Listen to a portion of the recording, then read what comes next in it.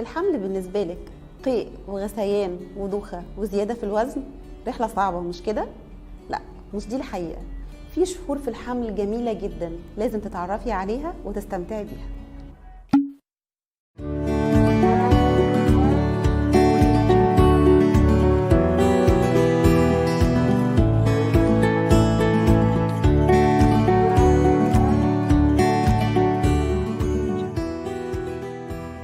اهلا بيكي معانا النهارده في حلقه جديده من انا هبقى مامي.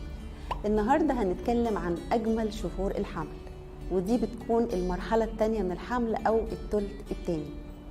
دي بتبدا من الشهر الرابع للشهر السادس، يعني بتكون الشهر الرابع والخامس والسادس، وبالاسابيع هي من الاسبوع ال14 للاسبوع ال26 من الحمل. اجمل واهم حاجه هنقولها النهارده ان بوصولك للمرحله الثانيه من الحمل او الثلث الثاني من الحمل انت كده تخطيتي مرحله الخطر.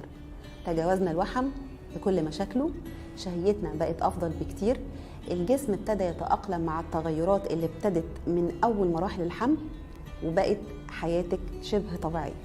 غذاء الحامل في المرحله الثانيه من الحمل، في البدايه لازم تعرفي ان خلايا الدم والعظام بتاعه جنينك بتتكون في الوقت ده، عشان كده غذائك لازم يتكون من الحديد والكالسيوم، ده علشان نمو الجنين وعشان لا قدر الله ما يجيلكيش انيميا.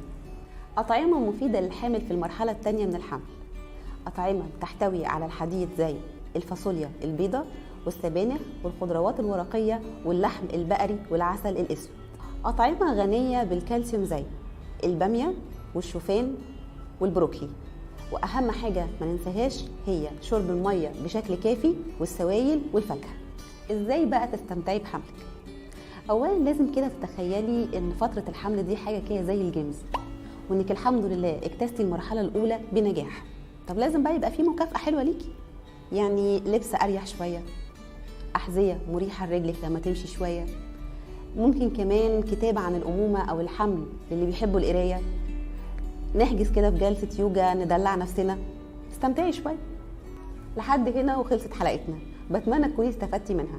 هستنى كومنتاتك واستفساراتك في حلقه جديده. كان معاكم امل الرخاوي.